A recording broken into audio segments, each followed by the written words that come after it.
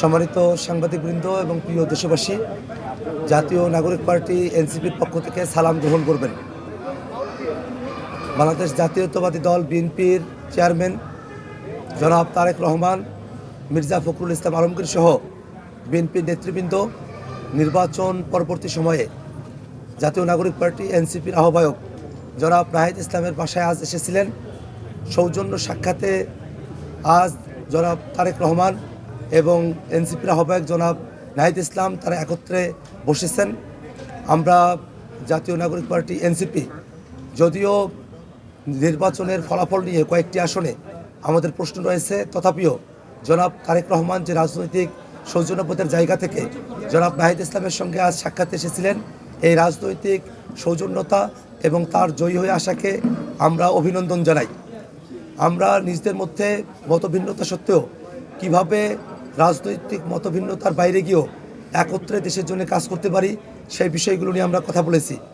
বাংলাদেশের সংস্কারের যে প্রশ্ন, সেই প্রশ্নকে কিভাবে সুরাহা করা যায় এবং বিচারের যে প্রশ্ন, সেই বিষয়গুলো নিয়ে আমরা নিজেদের মধ্যে কথা বলেছি।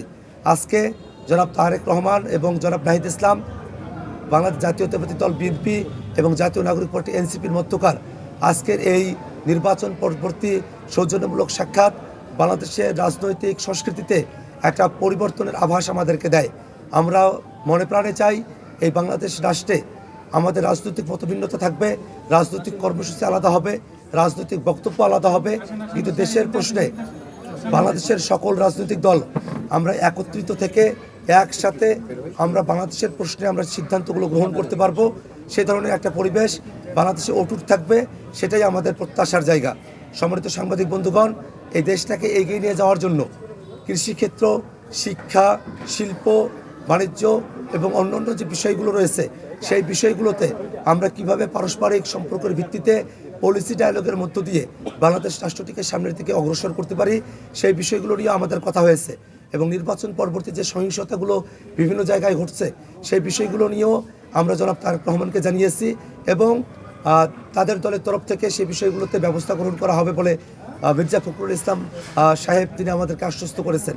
এছাড়াও 24-এর অভ্যুত্থানের সময়টাতে যারা জীবন দিয়েছেন, যাদের অঙ্গহানি হয়েছে, সেই সব বীর শহীদান এবং সেই সব আমাদের যারা বীর গাজীরা আছেন, তাদের যথোপযুক্ত তাদের পুনর্বাসনের পরিবার এবং তাদের পুনর্বাসনের বিষয় নিয়ে আমরা তাদের সঙ্গে কথা বলেছি। 24-এর অভ্যুত্থানের বিষয়ে আমরা জনাব তারেক রহমানের সঙ্গে আমাদের কথা হয়েছে। এর বাইরে গিয়েও আমরা জাতীয় নাগরিক পার্টি এনসিপির আহ্বায়ক জনাব নাহিদ ইসলাম ফুলের তোড়া দিয়ে জনাব তারেক রহমানকে, মির্জা ফখরুল ইসলাম আলমগীর সহ বিএনপির যারা নেতৃবৃন্দ আছেন তাদেরকে তিনি স্বাগত জানিয়েছেন। আমাদের যে প্রতীক শাপলা কলি, সেই শাপলা কলি প্রতীকের একটি প্রতিচ্ছবি, একটি কাঠামো তিনি জনাব